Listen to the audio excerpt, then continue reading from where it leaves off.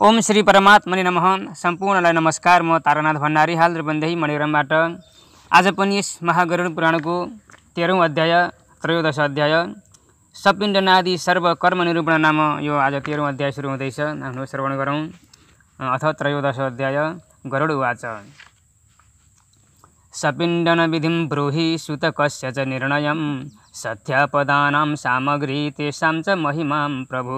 श्री भगवान् उवाच श्रेणुतार्ष प्रवक्ष्यामि सपिण्डस्य अखिलां क्रियां प्रेतनाम परित्यज्य यया पितृगणे विशेत न पिण्डो मिलितो येषां पितामहशिवादिषु नोपतिष्ठन्ति दानानि पुत्रैर्दत्तान्यनेकथा ननेकधा अशुद्धः स्यात् सदा पुत्रो न शुद्धयति कदाचन सूतकेन निवर्तेत सपिण्डीकरणं विना। गरुडजी बिन्ती गर्नुहुन्छ, हे प्रभु, सपिण्डीको विधि, जुठोको निर्णय र शय्याको र पददानहरूका सामग्री र तिनीहरूको महिमा मेरा उपर कृपा गरेर आज्ञा होस्। श्री भगवान आज्ञा गर्नुहुन्छ। गरुडजी, सुन, तिमीलाई सपिण्डी आदि कर्महरू भन्दछु, जुन गर्नाले प्रेत योनि छोडी पितृगणमा प्रवेश गर्दछन्। जसको पिता महादिहरूमा पिण्ड मिलेन, त्यसका छोराहरूले अनेक प्रकारका दानहरू दिनाले पनि मृतकलाई प्राप्त हुँदैन। सदा सर्वदा पुत्र अशुद्ध रहन्छ, कहिल्यै शुद्ध हुँदैन। यसको कारण के हो भने सपिण्डी नगरेसम्म जुठो जाँदैन। तस्मात् पुत्रेण कर्तव्यं सूतकान्ते सपिण्डनं सूतकान्ते प्रवक्ष्यामि सर्वेषां न यथोचितान्। ब्राह्मणस्तु दशाहेन क्षत्रियो द्वादशे हनि वैश्यः पञ्चदशाहेन शूद्रो मासेन शुध्यति। दशाहेन सपिण्डस्तु शुध्यन्ति प्रेतसूतके त्रिरात्रेण सकुल्यस्तु स्नात्वा शुद्धयन्ति गोत्रजः। चतुर्थी दशरात्रं स्यात् सन्निशः पुंसि पञ्चमे षष्ठे चतुरः प्रोक्तं सप्तमे च दिनत्रयम् अष्टमे दिनमेकं तु नवमे प्रहरद्वयं दशमे स्नानमात्रं हि मृतकं जन्मसूतकम्। त्यस कारणले सपिण्डी कर्म जुठो सकिएपछि गरोस्। अब सम्पूर्ण मनुष्य जातिलाई उचित जुठाहरूको बयान गर्दछु। चारै वर्णहरूमा ब्राह्मण 10 दिनमा, क्षत्रिय 12 दिनमा, वैश्य 15 दिनमा, शूद्र 1 महिनामा शुद्ध हुन्छन्। सपिण्डी मित्रका भाइहरू मृता शौचमा 10 दिनले शुद्ध हुन्छन्। सपिण्डी बाहिरका दाजुभाइहरू 3 रातमा शुद्ध हुन्छन्। एकै गोत्रमा वा एकै वंशमा जन्मेका वा 7 पुस्ता बितेकाको स्नान गर्नाले मात्र शुद्धि हुन्छ। 4 पुस्ती दाजुभाइहरू छन् भने 10 दिनमा, 5 पुस्ता भएको छ भने 6 रातमा, 6 पुस्ता बितेको छ भने 4 दिनमा, 7 पुस्ता भइसकेको छ भने 3 दिनमा शुद्धि हुन्छ भनेको छ। 8 पुस्ता भइसकेको छ भने 1 दिनमा शुद्धि हुन्छ। 9 पुस्ता भएको छ भने 2 पहरमा शुद्धि हुन्छ। 10 पुस्ती छन् भने स्नान मात्रले शुद्धि हुन्छ। मृता शौच जुठो र जन्म शौच सूतकामा यही छ। देशान्तर्गतः कश्चित् शृणुयादो ह्यनिर्दशं यच्छेयं दशरात्रस्य तावदेवा शुचिर्भवेत्। अतिक्रान्ति दशा हेतु त्रिरात्रम शुचिर्भवेत्। संवत्सरी व्यतीते तु स्नानमात्राद् विशुध्यति। आद्यभागद्वयं यावन् मृतकस्य च सूतकी दीप्तिये पतिते चाद्यात् सूतकात् शुद्धिरिष्यति। आनन्दजननात् सद्य आचौलान्नैशिकी स्मृतः त्रिरात्रमाव्रतादेशा दशरात्रमतः परम्। आजन्मतस्तु चौलान्तं यत्र कन्या विपद्यति सद्यः शौचं भवेत् तत्र सर्ववर्णेषु नित्यश। कोही परदेशमा गएकाले 10 दिनभित्रमा अशौच सुने भने 10 दिनभित्रमा जति दिन बाँकी छ उति दिन बार्नाले शुद्ध हुन्छ। 10 दिन बितिसकेपछि सुने भने 3 रातमा शुद्ध हुन्छ। वर्ष पुगेको छ भने स्नान गर्नाले मात्र शुद्ध हुन्छ। मृता शौचमा सूतकको 2 भाग बितेपछि अर्को मृता शौच पर्न आयो भने पहिलो आशौचका सँगै शुद्ध हुन्छ। अब बालकहरूको आशौच भन्दछु। जन्मदेखि दाँत नउम्रेसम्मका बालकहरूको अशुद्धि तत्काल मात्र हुन्छ। दाँत उम्रेका तर छेउर नभएकाको 1 रात अशुद्धि रहन्छ। छेउर भएका व्रतबन्ध नभएका 3 रात्रमा शुद्ध हुन्छन्। व्रतबन्ध भएकाको त 10 रातमा शुद्धि हुन्छ। कन्या जन्मदेखि चुडा अर्थात् 3 वर्षकी सम्ममा मरिन् भने त्यस्ताका तत्काल आशौचबाट शुद्ध हुन्छन्। चारै वर्णहरूको यही विधि हो। कन्याको वागदान नभएसम्मको 1 दिन मात्र आशौच रहन्छ। यहाँदेखि उपरान्तको अर्थात् विवाह भइसकेकीको त्रिरात्रिले शुद्ध हुन्छ भन्ने निश्चय छ। ततो वाग्दान पर्यन्तं यावदेकाहमेव हि अतः परं प्रवृद्धानां त्रिरात्रमिति निश्चयः। वाक्प्रदाने कृता त्वत्र ज्ञेयं चोभयस्तत्र चोभयतस्त्रयं त्रयं पितृवरस्य च ततो दत्तानां भर्तुरेव हि षण्मासाभ्यन्तरे यावत् गर्भस्रावो भवेद् यदि तदा मासमस्तानां दिवसैः शुद्धिरिष्यति। अतः ऊर्ध्वशोतशुजात्युक्तमाशौचं तासु विद्यते सद्यः शौचं सपिण्डानां गर्भस्य पतने सति। सर्वेषामेव वर्णानां सूतके मृतकेऽपि वा दशात्सुरित्येष खलु शास्त्रस्य निश्चयः। आशीर्वादं देवपूजां प्रत्युत्थानाभिवन्दनं पर्यङ्की शयनं स्पर्शं न कुर्यान् मृतसूतके। अब वाग्दान भइसकेपछि मरेकी छन् भने पिता र ससुरा दुवैतिर 3 दिन असौच जान्नु। विवाह भइसकेको त जुन कुलमा विवाह भएको छ उसै कुललाई 10 रात जान्नु। अब श्राप भएकाको तुहेकाको 6 महिनाभित्रमा श्राप भयो भने महिनाका गन्तीले मातालाई आशौच जान्नु अनि शुद्धि हुन्छ। यहाँदेखि उपरान्त आफ्ना जातमा भनिएका रीतले आशौच आमालाई जान्नु। सपिण्डी भित्रकालाई गर्भपातको आशौचबाट तत्कालै शुद्धि हुन्छ। सबै वर्णहरूको जन्म मरणको आशौच 10 दिनमा शुद्ध हुन्छ भन्ने यस्तो कलियुगमा शास्त्रको निश्चय छ।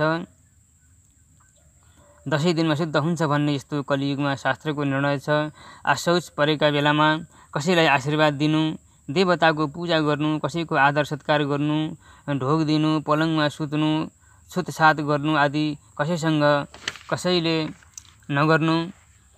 सन्ध्यां दानं जपं होमं स्वाध्यायं पितृतर्पणं ब्रह्मभोज्यं व्रतं नैव कर्तव्यं मृतसूतके। नित्यनैमित्तिककाम्यं सूतके यः समाचरेत तस्य पूर्वकृतं नित्यादिकं कर्म विनिवस्यति। व्रतिनो मन्त्रपूतस्य साग्निकस्य द्विजस्य च ब्रह्मनिष्ठस्य यतिनो न हि ग्राह्यं च सूतकम्। विवाहोत्सवयज्ञेषु जाते च मृतसूतके तस्य पूर्वकृतं चान्नं भोज्यं तन्मनुरब्रवीत्। सूतके यस्तु गृह्णाति तदज्ञानान्न दोषभाक् दाता दोषमवाप्नोति याचकाय तदन्नपि। प्रच्छाद्य सूतकं यस्तु ददात्यन्नं द्विजाय च ज्ञात्वा गृह्णन्ति ये विप्रा दोषभाजस्तथैव हि। सन्ध्या दान जप होम पढ्नु पढाउनु पाठ गर्नु, पितृतर्पण ब्राह्मण भोजन व्रत उपवास मृता शौचमा नगर्नु, नित्य कर्म नैमित्तिक कर्म कामनाका कर्म आशौचमा जो गर्छ त्यसको पहिले गरेका नित्य कर्महरू सबै नाश हुन्छन्। ब्रह्मचारी मन्त्रले पवित्र भएका अग्निहोत्री ब्राह्मण ब्रह्मनिष्ठ भएका योगीहरू राजाहरूलाई आशौच लाग्दैन। ब्रह्मचारी मन्त्रले पवित्र भएका अग्निहोत्री ब्राह्मण ब्रह्मनिष्ठ भएका योगीहरू राजाहरूलाई आशौच लाग्दैन। विवाहका उत्सवमा यज्ञहरूमा आशौच आयो भने नान्दीमुख कर्म भइसकेपछि सूतक जुठो पर्यो भने पहिले बताएका अथवा पहिले बनाएका अर्थात् आशौच पर्नुभन्दा पहिले बनाएका अन्नहरू खानुहुन्छ भनी मनुस्मृतिमा भनेको छ।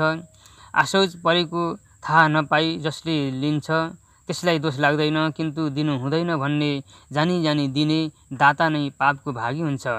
आशौच परेको ब्राह्मणहरूलाई खोजेर जो दिन्छ अथवा जानी ब्राह्मणले लिए ब्राह्मणहरू नै पाप भागी हुन्छन्, दातालाई दोष छैन। तस्मात् मृतकशुद्ध्यर्थं पितुः कुर्यात् सपिण्डनं ततः पितृगणैः सार्धं पितृलोकं स गच्छति। द्वादशाहि त्रिपक्षे वा षण्मासे वत्सरेऽपि वा सपिण्डीकरणं प्रोक्तं मुनिभिस्तत्त्वदर्शिभिः। मया तु प्रच्यति तार्क्ष्य शास्त्रधर्मानुसारतः चतुर्णामेव वर्णानां द्वादशाहि सपिण्डनम् अनित्यात् कलिधर्माणां पुषो जौवा चैवायुषच्छयात् अस्थिरत्वात् शरीरस्य द्वादशाहि प्रशस्यति व्रतबन्धोत्सवादीनि व्रतस्योद्यापनादीनि च विवाहादि भवेन्नैव मृते च गृहमेधिनी भिक्षुर्भिक्षां न गृह्णाति हन्तकारी न गृह्णाति नित्यं नैमित्तिकं लुप्येद्यावत् पिण्डं न मेलितम्। त्यस कारणले मृता शौचगात्रको शुद्ध हुनलाई पिताको सपिण्डी गरोस्। तब पितृगणहरूका साथ लागि पितृलोक जान्छ। पिण्ड मेलन कहिले गर्नु भने वर्ष दिन पुगेपछि अथवा 6 महिनामा वा त्रैपक्षमा अथवा 12 दिनमा गरोस् भनी यस कुराका तत्त्व जान्ने मुनिहरूले भनेका छन्। हे गरुडजी, धर्मशास्त्रको अनुसारले यस कलियुगमा 4 वर्णहरूका सपिण्डी कर्म 12 दिनमा समाप्त गर्नु भनी मैले भन्दछु। किनभने कलियुगमा सबै अनित्य हुनाले र शरीर पनि अस्थिर हुनाले 12औं दिनमै गर्नु असल छ। सपिण्डी नगर्नाले अशुद्ध रहन्छ। सपिण्डी भित्रका दाजुभाइहरू पनि अशुद्ध रहने हुनाले व्रत प्रतिष्ठाहरू कुनै पनि हुँदैनन्। यसै हुनाले भिक्षुकहरूले भिक्षा लिँदैनन्, हन्तकारहरूले पनि ग्रहण गर्दैनन्। हन्तकार भनेका बलि वैश्वदेव कर्मका देवताहरू। जहाँसम्म पिण्डको मेलन हुँदैन, नित्य नैमित्तिक गृहस्थले गर्नुपर्ने कर्महरू सबै लुप्त हुन्छन्। कर्मलोपात् प्रत्यवाची भवेत् तस्मात् सपिण्डनं निरग्निकः साग्निको वा द्वादशाहि समाचरेत्। यत्फलं सर्वतीर्थेषु सर्वयज्ञेषु यत्फलं तत्फलं समवाप्नोति द्वादशाहि सपिण्डनात्। अतः स्नात्वा मृतस्थाने गोमयेनोपलेपिते शास्त्रोक्तेन विधानेन सपिण्डीं कारयेत् सुतः। पाद्यार्ध्याय च मनीयादैर्विश्वदेवास पूजयेत्। कुपित्रे विकिरं दत्त्वा पुनराप उपस्पृशेत्। दध्यात् पितामहादीनां त्रिपिण्डाश्च यथाक्रमं वसुरुद्रार्करूपाणां चतुर्थं मृतकस्य च। कर्म नाश हुनाले पापी हुन्छ। त्यस कारणले सपिण्डी क्रिया गर्ने काम गरोस्। अग्निहोत्री होस् अथवा अग्निहोत्र नभएकाको पनि 12 दिनमा सपिण्डन कर्म गरोस्। सम्पूर्ण तीर्थहरूमा जानाले जुन पुण्य पाइन्छ, सम्पूर्ण यज्ञहरू गर्दा जो फल पाइन्छ, त्यो फल 12औं दिनमा पिण्ड मिलन हुनाले पाउँदछ। यसै कारणले स्नान गरेर मरेका ठाउँमा गोबरले लिपी शास्त्रहरूले भनेका विधिले छोराले सपिण्डीको काम गरोस्। पाद्य अर्घ आचमनी गरी विश्वदेवाको पूजा गरोस्। अनि कुपितृहरूलाई विकिर देवोस्। फेरि हात पाउ धोई आचमन गरोस्। अनि पिता महादि 3 जनाहरूलाई क्रमैले 3 पिण्ड वसु स्वरूप, रुद्र स्वरूप, आदित्य स्वरूप भनेर देवोस्। चौथो जो मरेको छ प्रेतलाई दिनु। चन्दन, अक्षता, फूल, तुलसी पत्रहरूले धूप दीप वस्त्र भोजनहरूले मुख शुद्धि, दक्षिणाहरूले पूजा गरोस्। चन्दनैस्तुलसी पत्रैर्धूपैर्दीपैः सुभोजनैः मुखवासैः सुवस्त्रैश्च दक्षिणाभिश्च पूजयेत्। प्रेतपिण्डं त्रिधा कृत्वा सुवर्णस्य शलाकया पितामहादिपिण्डेषु मेलयेत्तं पृथक् पृथक्। पितामहः समं मातुः, पितामहः समं पितुः सपिण्डीकरणं कुर्यादिति तार्क्ष्यमतं मम। मृते पितरि यस्याथ विद्यते च पितामहः तेन देयास्त्रयः पिण्डः प्रपितामहपूर्वकः। तेभ्यश्च पैतृकं पिण्डं मेलयेत्तं त्रिधा कृतं मातर्यग्रे प्रशान्तायां विद्यते च पितामही। तदा मातृकश्राद्धेऽपि कुर्यात् पैतृकवद् विधिं यद्वा मयि महालक्ष्म्यां तयोः पिण्डं च मेलयेत्। अब प्रेत पिण्डलाई सुनको तारले 3 टुक्रा गरेर पिता महादिका 3 पिण्डहरूमा क्रमैले ती पिण्डका टुक्रा एक-एकमा मेलन गरोस्। आमाको सपिण्डी गर्दा पितामहीहरूसँग, बाबाको पितामहहरूसँग गरोस्। यस्तो मेरो सम्मति छ। गरुडजी, जसको पिता मरे तर पितामह जीवित छन् भने तिनले प्रपितामहहरूमा पिण्ड मेलन गरोस्। 3 भाग गरेको पिताको पिण्ड जो हो प्रपितामहहरूसँग मेल गरोस्। माता मरिन् तर पितामही बाँचेकै छन् भने त्यहाँ मातृ श्राद्ध पनि पितृको श्राद्धमा गरेका रीतिले गरोस् अथवा मेरी महालक्ष्मीमा मिलाओस्। पिताको ममा भए पनि हुन्छ। जुन स्त्रीको पुत्रहरू कोही छैन तिनको सपिण्डी पतिले गरून्। अपुत्रायः स्त्रियः कुर्यात् पतिः सपिण्डनादिकं श्राद्धिभिः सहैवास्यः सपिण्डीकरणं भवेत्। भरणादिभिः स्त्रीभिः कार्यं सपिण्डीकरणं स्त्रियः नैतन्मतं तार्क्ष्य पत्या सपिण्डमर्हति। एकां चितां समारूढौ दम्पती यदि कश्यप तृणमन्तरतः कृत्वा श्वशुरादेस्तदाचरेत्। एक एव सुतः कुर्यादादौ पिण्डादिकं पितुः तदूर्ध्वं च प्रकुर्वीत सत्यः स्नानं पुनः सरेत्। हुताशं या समारूढा दशाह्यभ्यन्तरे सति तस्या भर्तुर्दिने कार्यं सथ्यदानं सपिण्डनं कृत्वा सपिण्डनं तार्क्ष्य प्रकुर्यात् पितृतर्पणम् उदाहरेत् सुधाकारं वेदमन्त्रैः समन्वितम्। पिण्ड मेलन सासूहरूका साथ गरे हुन्छ। पति ससुराहरूसँग स्त्रीको सपिण्डी कर्म हुँदैन। हे गरुडजी, स्त्रीको पतिका साथ पिण्ड मेलन गर्नु भन्ने मेरो सम्मति छैन। हे गरुड, यदि सती भई एकै चितामा जलेकी छन् भने एउटा तृणको अन्तर गरेर ससुराहरूसँग सतीको सम्मेलन गरोस्। ती सती भएकी स्त्रीको पनि एकै छोराले गरून्। पहिले पिताको गरोस् अनि स्नान गरेर सती भएकी माताको पिण्ड देओस्। 10 दिनभित्रमा सती भएकी छन् भने तिनको शय्या दान सपिण्डी कर्महरू पतिको श्राद्ध दिनमा गरोस्। हे गरुड, सपिण्डी विधि गरेर पितृहरूको तर्पण गरोस्। वेदका मन्त्रहरूले स्वाहाकारको पनि उच्चारण गरोस्। अतिथि भोजयेत् पश्चादन्तकारं च सर्वदा तेन तृप्यन्ति पितरो मुनयो देवदानवः। ग्रासमात्रा भवेद् भिक्षा चतुर्ग्रासं तु पुष्कलं पुष्कलानि च 4 हन्तकारो विधीयते। सपिण्ड्यं विप्रचरणौ पूजयेत् चन्दनाक्षतैः दानं तस्मै प्रदातव्यमक्षव्यतृप्तिहेतवे। वर्षवृत्तिघृतं चान्नं सुवर्णं रजतं सुगाम् अश्वं गजरथं भूमिमाचार्याय प्रदापयेत्। ततः स पूजयन् मन्त्रैः स्वस्तिवाचनपूर्वकं कुङ्कुमाक्षत नैवेद्यैर्गृहान् देवी विनायकम्।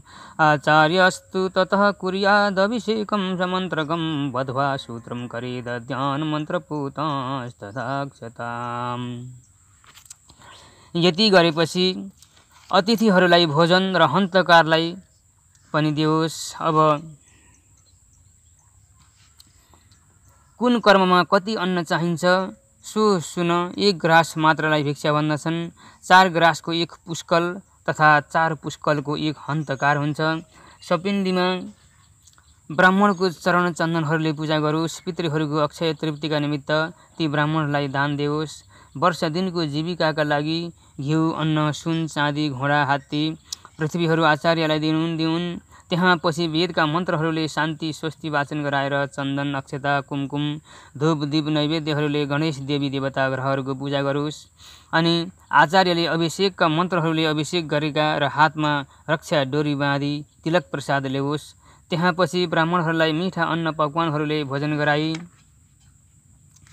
ती ब्राह्मणहरूलाई दक्षिणाका सँग 12 वटा जलले पूर्ण भएका घडा र अन्न देओस्। ततश्च भोजयेद् विप्रान् मिष्टान्नैर्विविधैः शुभैः दद्यात् शतक्ष्मिणास्तेभ्यः सजलान्न विशद्घटान्। भार्यायुधप्रतुदस्तु दण्डस्तु द्विजभोजनात् स्पृष्टव्यनन्तरं वर्णैः शुद्धैरस्ति ततः क्रमात्। एवं सपिण्डनं कृत्वा क्रियावस्त्राणि सन्त्यजेत्। शुक्लाम्बरधरो भूत्वा सत्यदानं प्रदापयेत्। शय्यादानं प्रशंसन्ति सर्वे देवाः सवासवः। तस्मात् शय्या प्रदातव्या मरणे जीवितेऽपि वा।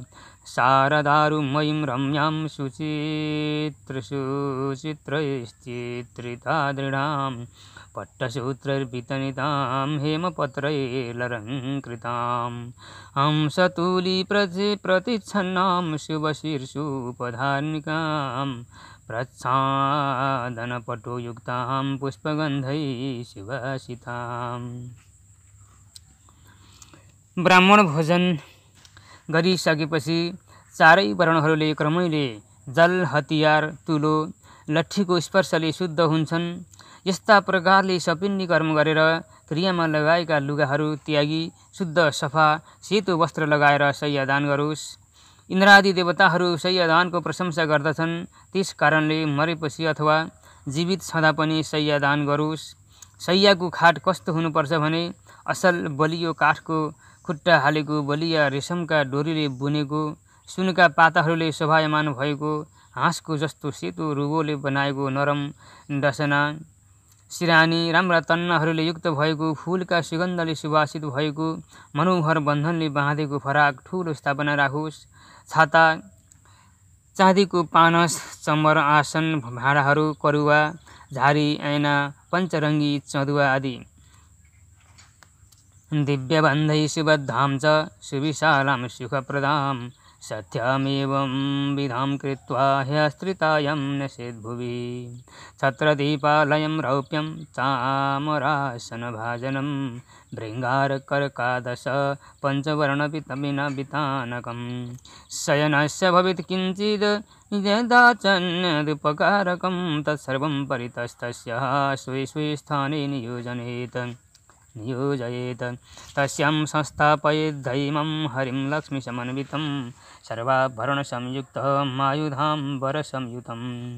स्त्रीणां च शयने धृत्वा कञ्जलारक्तकुङ्कुमं वस्त्रं भूषादिकं यच्च सर्वमेव प्रदापयेत्।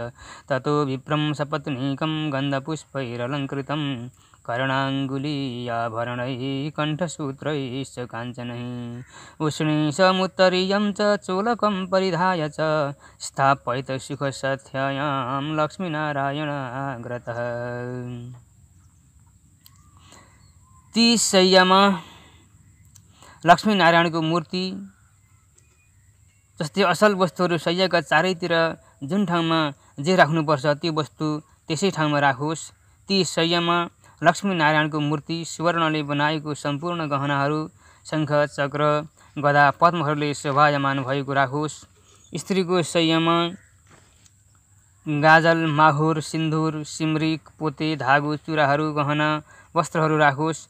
त्यहाँ पछि ब्राह्मण ब्राह्मणीलाई चन्दन फूल मालाहरू र कानका कुण्डल, औँलाको औँठी, कण्ठा, जन्तर, तिलहरी र सुवर्णले बनेका आभूषणले शोभायमान गरोस्।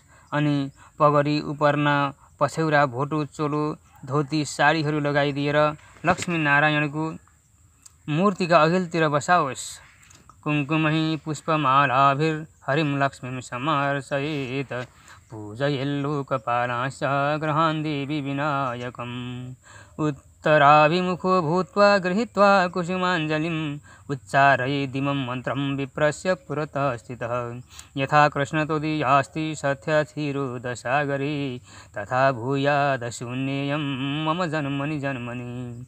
एवं पुष्पाञ्जलिं विप्रे प्रतिमायं हरे क्षिपेत्। ततः सोपस्करं शय्यादानं सङ्कल्पपूर्वकं दद्याद्रभूपदेष्ट्रे च गुरवे ब्रह्मवादिने गृहाणां ब्राह्मणानां त्वं कूदाति च कीर्तयन् आन्दोलयद्विजं लक्ष्मीं हरिश्च शयने स्थितं। ततः प्रदक्षिणे कृत्य प्रणिपत्य विसर्जयेत्।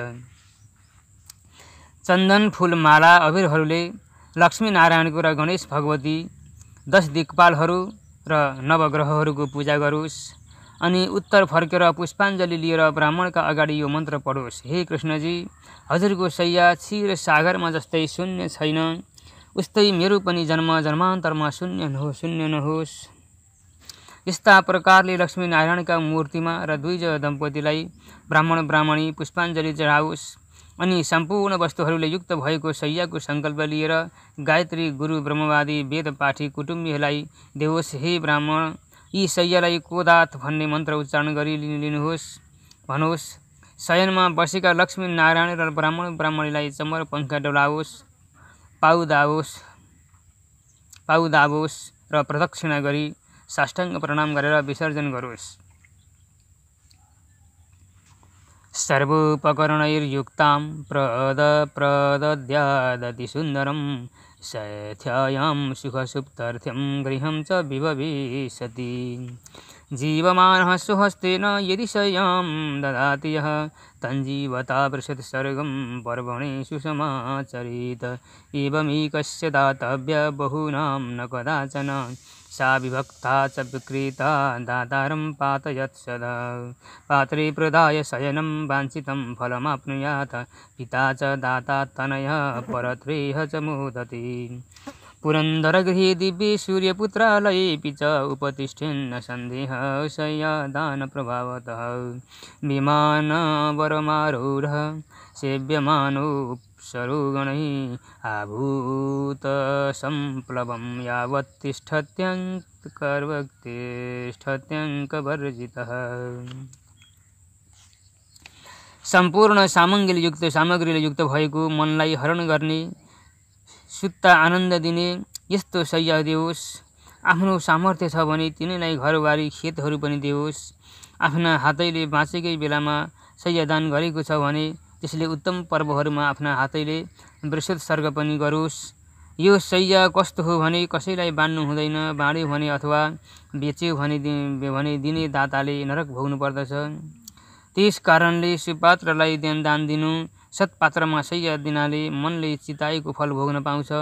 यस लोकमा दान दिने छोरो र परलोकमा पिताले पनि सुख आनन्दको भोग गर्न पाउँछ। शय्या दानका प्रभावले इन्द्रका पुरीमा सूर्य पुत्रका यमराज नगरीमा सुन्दर घरमा बस्न पाउँछ। यसमा केही पनि सन्देह छैन। दानका प्रभावले उत्तम सुन्दर विमानमा चढी अप्सराहरूले सेवा गरिएका छँदा जहाँसम्म महाप्रलय हुँदैन त्यहाँसम्म आनन्दले तिनीहरूमा भोग गर्दछन्।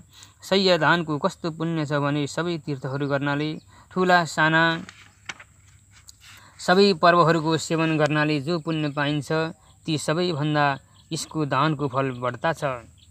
सर्वतीर्थेषु तत्पुण्यं सर्वपर्वदिनेषु च तेभ्यश्चाभ्यधिकं पुण्यं शय्यादानोद्भवं भवेत्। एवं दत्त्वा सुतः शय्यां पददानं प्रदापयेत्। तच्छृणुष्व महाख्यातं यथावत् कथयामीति। छत्रोपानवः वस्त्राणि मुद्रिका च कमण्डलुः आसनं पञ्चपात्राणि पदं पञ्चविधं स्मृतं। दण्डेन ताम्रपात्रेण हेमान्नैर्भोजनैरपि अथ यज्ञोपवीतेश्च पदं सम्पूर्णतां व्रजेत्।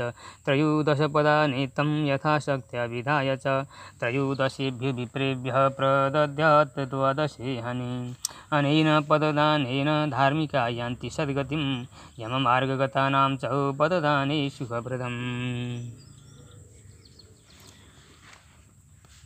यस्तो पुण्य दिने शय्यादान गरेर पनि पददान गरोस्। त्यसको विधि सबै मैले तिमीलाई भन्दछु। पददानमा के चाहिन्छ भने छाता, जुत्ता, वस्त्र, औँठी, कमण्डलु, आसनी, पञ्चपात्र। यो पददान 5 प्रकारको छ। दण्ड, लहुरी, तामाको भाँडा, आमान्न नपकाएको अन्न, पकवान र यज्ञोपवीत जनेहरूले पद सम्पूर्ण हुन्छ। यस्ता प्रकारले 13वटा बनाएर आफ्ना शक्तिका अनुसार 12औं दिनका दिन 13 जना ब्राह्मणहरूलाई दियोस्। यस्ता प्रकारका पददान दिनाले धर्मात्मा सद्गतिले जान्छ। यमराजको बाटोमा जानेहरूलाई पददान सुख दिने हुन्छ। त्यो बाटोमा सूर्य बहुतै लाग्दछन्। आतपस्यत्र वैरोधो दह्यते येन मानवः छत्रदानेन शुच्छाया जायते तस्य मूर्धनि। अतिसङ्कटसङ्कीर्णे यमलोकस्य वर्त्मनि आश्वारूढाश्चते यान्ति ददति यद्विपानहौ। शीतोष्णपातदुःखानि तत्र घोराणि केचर वस्त्रदानप्रभावेण सुखं निस्तरति पथि। यमदूतः महारौद्रः करालः कृष्णपिङ्गलः न पीडयन्ति तं मार्गे मुद्रिकायाः प्रधानतः। बहुघर्मसमाकीर्णे निर्वाते तोयवर्जिते कमण्डलुप्रदानेन तृषितः पिबति जलं। मृतोद्देशेन युधयादूतपात्रं च ताम्रजं प्रपादानसहस्रस्य यत्फलं सोऽश्नुते ध्रुवम्। त्यस घामले मानिसहरूलाई पोल्दछ, छाता दान गरेका प्रभावले असल छाया त्यसका शरीरमा हुन्छ। अत्यन्त सङ्कष्ट भएको यमलोकको बाटो हुनाले जुत्ता दानका प्रभावले घोडामा चढेर जान्छन्। हे गरुडजी, त्यहाँ डरलाग्दो जाडो र गर्मी भएकाले वस्त्र दानका प्रभावले सुखपूर्वक बाटो हिँडेर जान्छन्। औँठी दानका प्रभावले डरलाग्दो काला कैला केश भएका यमदूतलेहरूले बाटामा तिनलाई दुःख दिँदैनन्। धेरै गर्मी भएको वा नभएका स्थानमा तिर्खा लाग्दा जलले पूर्ण भएका कमण्डलु दान गर्नाले आनन्दले जल पिउँदै जान्छन्। मरेकाको लागि जसले जलले पूर्ण भएको तामाको घडा दान गर्दछ त्यसले हजारौँ पौशाला राख्नाले जुन पुण्य पाइन्छ त्यो एउटा जलपात्र दिनाले पाउँछ। आसन भोजन दिनाले यस लोकको बाटामा हिँड्दा सुखपूर्वक बिस्तारै सामल खाँदै जान्छ। आसने भोजने चैव दत्ते सम्यक द्विजायते सुखेन भुङ्क्ते पाथेयं पथिगच्छ शनैः शनैः।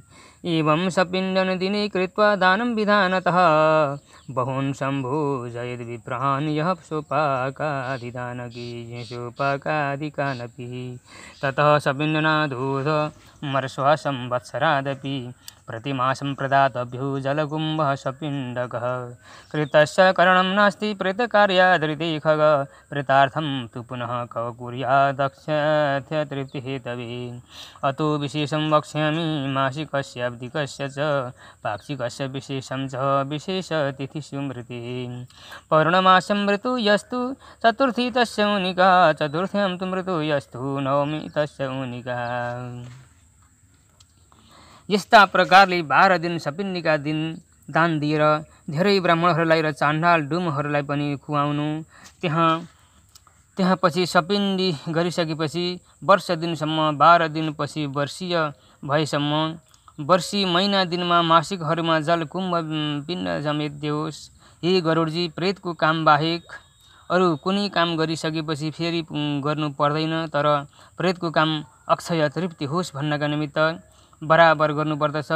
अब तिमीलाई मासिकको र वार्षिकको पाक्षिकको र अरू विशेष तिथिहरूको विशेष कुरा भन्दछु। यदि कोही पूर्णिमाका दिन पर्यो भने त्यसको चतुर्थीको दिन उनमासिक हुन्छ। यदि चतुर्थी चौथीका दिन मर्यो भने यदि कोही पूर्णिमाका दिन मर्यो भने त्यसको चतुर्थीको दिन उनमासिक हुन्छ। यदि चतुर्थी चौथीका दिन मर्यो भने त्यसको नवमी उनमासिक हुन्छ। यदि नवमीमा मर्यो भने चतुर्दशी उनमासिक हुन्छ। यस्ता प्रकारले 20औं दिनका दिन मासिक श्राद्ध गरोस्। नवम्यां तु मृतो यस्तु रिक्ता तस्य चतुर्दशी इत्येवं पाक्षिकं श्राद्धं कुर्याद् 20 मे दिने। एक एव यदा मासः संक्रान्तिद्वयसंयुतः मासद्वयगतं श्राद्धं मलमासे हि शस्यति। एकस्मिन् मासौ द्वौ यदि स्यातां तयोर्द्वयोः तावेव पक्षौ तावेव तिथयस्त्रिशदेव हि। तिथ्यार्थे प्रथमे पूर्वो द्वितीयार्थे तदुत्तरः मासाभिति बुधश्चिन्त्यो मलमासस्य मध्यगौ। असंक्रान्ति च कर्तव्यं सपिण्डीकरणं खग तथैव मासिकं श्राद्धं वार्षिकं प्रथमे तथा। संवत्सरस्य मध्ये तु यदि स्यादधिमासकः तदा त्रयोदशी मासी क्रिया प्रेतस्य वार्षिकी। अब एउटै महिनामा 2वटा संक्रान्ति भयो भने त्यसलाई क्षयमास भन्दछन्। 2वटा महिनाको श्राद्ध मलमास अधिक मासमा गरोस्। एउटै महिना 2 महिना भयो भने तिनै पक्ष र तिनी नै तिथिहरूमा नै गरोस्, किनभने दिन 30 छ र तिनीहरू पनि 15 छन्, तिथिहरू पनि 15 छन्। अब तिमीलाई मलमासको निर्णय भन्दछु। पहिलो तिथिको आधा एक पक्षपछि मलमास, दोस्रो आधाको अघि मलमास जान्नु। यस्ता प्रकारको पण्डितहरूले चिन्तन निश्चय गरेका छन्। हे पक्षीराज, त्यसैले संक्रान्ति नभएका महिनामा सपिण्डी कर्म मासिक प्रथम र वार्षिक वर्षी गरून्। यदि वर्ष दिनका भित्र मलमास आयो भने त्यसमा 13 महिना मलमास समेतमा वार्षिक कर्म गरोस्। अब संक्रान्ति छैन भने पिण्डलाई छाड्नु। संक्रान्तिले युक्त भएको महिनामा पिण्ड देओस् अर्थात् संक्रान्ति भए पनि नभए पनि यस्ता प्रकारका दुवै महिनामा वर्षिनी पिण्ड देओस्। पिण्डवर्जम संक्रान्ति संक्रान्त पिण्ड संयुतं प्रति संवत्सरं श्राद्धमेवं मासद्वयेऽपि च। एवं संवत्सरे पूर्णे वार्षिकं श्राद्धमाचरेत् तस्मिन्नपि विशेषेण भोजनीयाद्विजातयः कुर्यात् संवत्सरादूर्ध्वं श्राद्धे पिण्डत्रयं दशदा एकोदिष्टं न कर्तव्यं तेन स्यात् पितृघातकः। तीर्थश्राद्धं गयाश्राद्धं गजच्छायं च पैतृकम् अब्धमध्ये न कुर्वीत ग्रहणेन युगादिषु।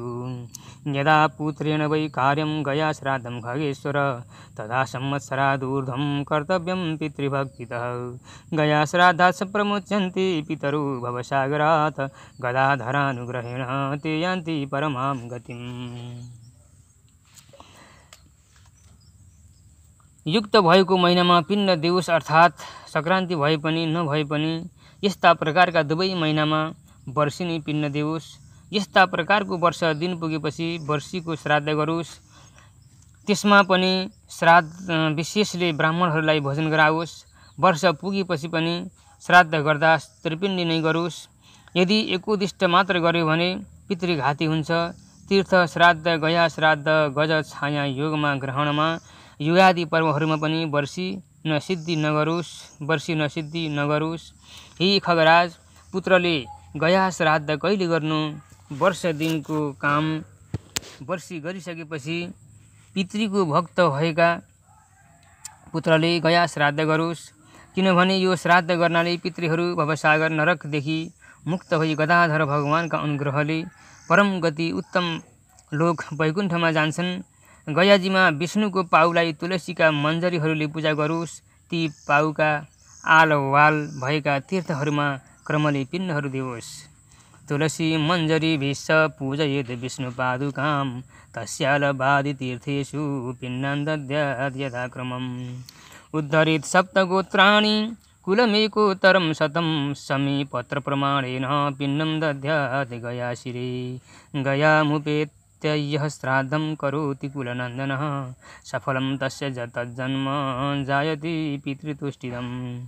श्रूयते चापि पितृभिर्गीता गाथा खगेश्वर इक्ष्वाकुर्मनुपुत्रस्य कलापोपवने सुरैः अपि नस्ति भविष्यन्ति कुले सन्मार्गशीलिनः गयामुपेत्य पिण्डान् दास्यन्त्यस्माकमादरात्। एवमामुष्मि किं तार्स्य यः करोति क्रियां सुतः स स्यात् सुखी भवेत् मुक्त भवेन्मुक्तः कौशिकस्यात्मजो यथा। गयाजीको पिण्डदान कस्तो छ भने 101 कुल 7 गोत्रहरूलाई उद्धार गर्छ। श्रद्धावान छ, धन छैन भने पितृहरूलाई समीका पात, समीको अमलाको जस्तो पात मसीमा खयरको जस्तो काँडा भएका रुख जत्रो पिण्ड दिनाले पनि मुक्त हुन्छ। जो छोरो गयाजी पुगेर श्राद्ध गर्दछ, श्रद्धाले गर्दछ, त्यो छोरो कुललाई आनन्ददायक हुन्छ। त्यसको जन्म सफल भयो, जसले पितृहरूलाई सन्तुष्ट गरायो। हे गरुडजी, वैवस्वत मनुको छोरा इक्ष्वाकुका दिव्य पितृहरूले हिमालयको नजिक कलाप नाम भएको उपवनमा गाएको कथा सुनेको छु। के भने हामीहरूका वंशमा असल मार्गमा रहेका, असल स्वभाव भएका गयामा गई हामीहरूलाई श्रद्धापूर्वक पिण्ड दिने छन् कि भनी भन्दछन्। यस्ता तरहले यस लोकको कर्म जो छोरो गर्दछ त्यो सुखी हुन्छ। जस्तै कौशिकका छोराहरू मुक्त भए। भरद्वाजात्मजः सप्त भुक्त्वा जन्म परम्परां कृत्वापि गोवधं तार्च्य मुक्तः पितृवत्प्रसादतः। सप्तव्यदादशार्णेषु मृगः कालञ्जरी गिरौ चक्रवाकः शरद्दीपे हंसः सरसि मानसी। तेऽपि जातः कुरुक्षेत्रे ब्राह्मणः वेदपारगः पितृभक्त्या च ते सर्वे गता मुक्तिं द्विजात्मजः। तस्मात् सर्वप्रयत्नेन पितृभक्तो भवेन्नरः इहलोके परे वापि पितृभक्त्या सुखी भवेत्। एतत्तार्क्ष्यं मया ख्यातं सर्वमेव ऊर्ध्वदेहिकं पुत्रवात्साप्रदं पुण्यं पितुर्मुक्तिप्रदायकं निर्धनोऽपि नरः कश्चित् यः शृणोति कथामिमां सोऽपि पापविनिर्मुक्तो दानस्य फलमाप्नुयात्। भरद्वाजका छोरा अनेक जन्म भोगेर पनि पितृहरूको प्रसादले गाईको वध गर्नाले पनि मुक्त भए। तिनै 7 जना दशार्ण भन्ने स्थानमा व्याधा भएर जन्मे। फेरि कालञ्जर पर्वतमा तिनै 7 जनाहरू मृग हुन गई। फेरि अर्को जन्ममा सरद्वीपमा 7 जना चखेवा भएर मानसरोवरमा हाँस भए। तिनै 7 जना कुरुक्षेत्रमा वेदमा पारङ्गत भएका ब्राह्मण हुँदा भए। तिनीहरू सबै पितृहरूको श्रद्धापूर्वक भक्ति गरेकाले गाई मारेकोमा पनि ब्राह्मण मुक्त भएर गए। तस्मात् कारण हे गरुडजी, जसरी भए पनि पितृहरूको श्रद्धापूर्वक भक्ति गरेकाले गाई मारेकोमा पनि ब्राह्मण मुक्त भएर गए। तस्मात् कारण त्यस कारण हे गरुडजी, जसरी भए पनि पितृको भक्ति हुन्छ, जसले गर्दा यस लोकमा र परलोकमा पनि त्यो नर सुखी हुन्छ। यहाँसम्म मैले सबै ऊर्ध्वदेह सम्बन्धित कर्मको कुरा भने। यी सब कर्म कस्ता छन् भने पुत्रलाई इच्छा बमोजिमको पुण्य र पितालाई पनि मुक्ति दिने भएका कर्म छन्। यस्तो हुनाले धनी छैन भने पनि यी कथालाई जो सुन्दछ त्यो पनि पापले मुक्त भएर दानको फल पाउँदछ। मैले भनेका विधिले श्राद्ध दान पुण्य जो गर्दछ, गरुड पुराण सुन्नाले जो पुण्य फल पाइन्छ त्यसको पनि महिमा सुन। विधिना कुरुते यस्तु श्राद्धं दानं मयोदितं शृणुयात् गरुडं चापि शृणु तस्यापि यत्फलं पिता ददाति सत्पुत्रान् गोधनानि पितामह धनदाता भवेत् सोऽपि यस्तस्य प्रपितामह दद्यात् विपुलमन्नादं वृद्धस्तु प्रपितामह तृप्तः श्राद्धेन ते सर्वे दत्त्वा पुत्रस्य वाञ्छितम् गच्छन्ति धर्ममार्गैश्च धर्मराजस्य मन्दिरं तत्र धर्मसभायां ते तिष्ठन्ति परमादरात्। सूत उवाच एवं श्रीविष्णुना प्रोक्त मूर्धदानसमुद्भवं श्रुत्वा महात्म्यमतुलं गरुडो हर्षमागतः। मैले भनेका विधिले श्राद्ध दान पुण्य जो गर्दछ, गरुड पुराण सुन्नाले जो पुण्य फल पाइन्छ त्यसको पनि महिमा सुन। बाबुले सज्जन छोरा पितामह बाबुका बाबुले गाई धनहरू प्रपितामहले बाबुका बाजे धन दिने हुन्छन्। वृद्ध प्रपितामह बाबुका बाजेका बाबुले धेरै धन र अन्नहरू दिन्छन्। ती पितृहरू भएर पुत्रको मनोरथ पूर्ण गर्दछन्। पुत्रले दान दिएको श्राद्ध गरेको प्रभावले धर्मबाट धर्मराजका मन्दिरमा जान्छन्। त्यहाँ सभामा 3 पितृहरू बडा आदर सत्कारसँग बस्दछन्। सूतजी शौनकादि ऋषिहरूलाई भन्नुहुन्छ कि यस्ता प्रकारले गरुडलाई श्री विष्णु भगवानले ऊर्ध्व गतिको काम भन्नुभयो। त्यो सबै महात्म्य सुनेर गरुडजी अत्यन्त खुसी हुनुभयो। इति श्री गरुड पुराणे सारोद्धारे सपिण्डनादि सर्व कर्म निरूपणम नाम त्रयोदशोऽध्याय। ओम हरि ओम तत्सत्। हरि ओम तत्सत्।